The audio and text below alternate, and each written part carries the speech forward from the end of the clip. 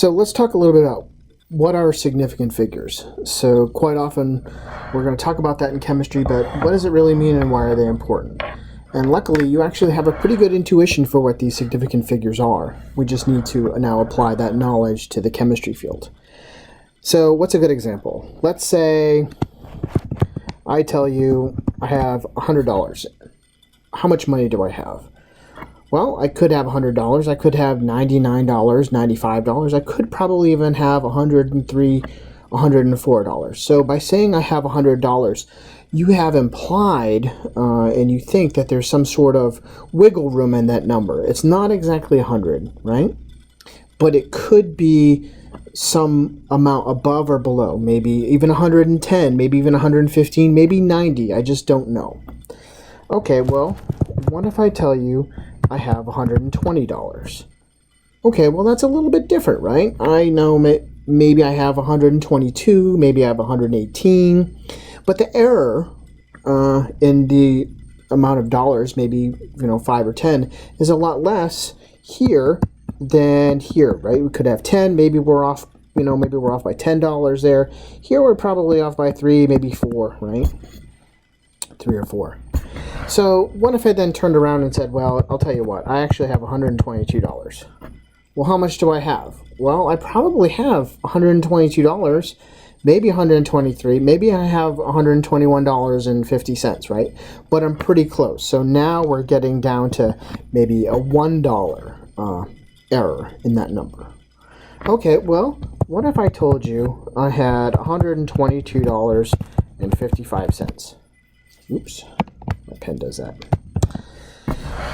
Well, $122.55 is a pretty specific number.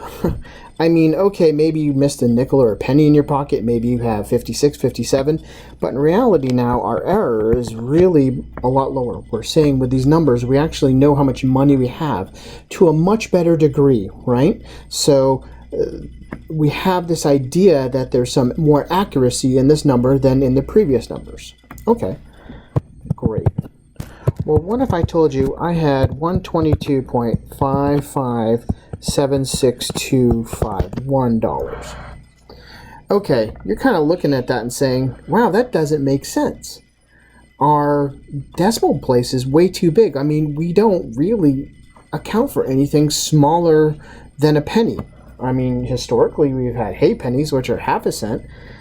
Maybe banks use a few more decimals as they as they figure out interest calculations and so forth. But in reality, everything below here really kind of is not necessary. It really means nothing. So when you are reporting things in chemistry, the number of these figures here is telling the reader and telling other chemists how good that number is. I know the answer to around this level, or I know the answer to, pretty damn good, or when you write something like this, it basically tells someone you don't know what the hell you're talking about, because, I mean, what if someone told you that? You'd say you don't know what you're talking about. Okay. What if I told you it was 70 degrees outside?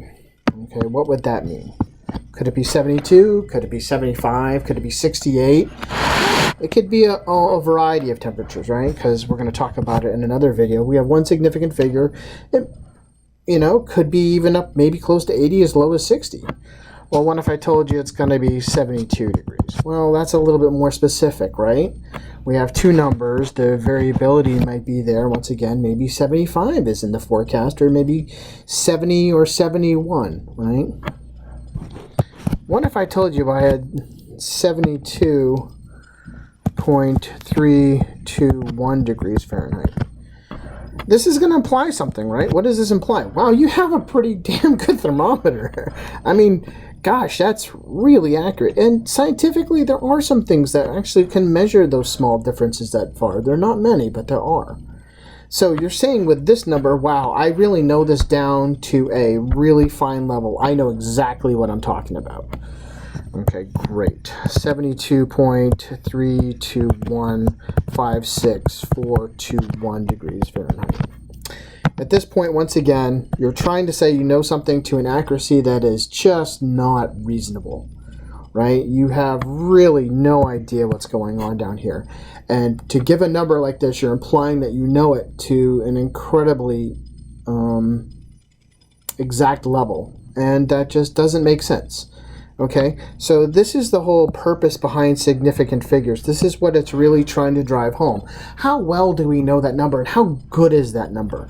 You know, and depending on what the measurement is, sometimes saying, hey, it's 70 out, it's good enough, but sometimes you may need 72.3 when you're measuring your water temperature to determine density, which we'll do in an experiment. So that being said, this is why we are interested in significant figures.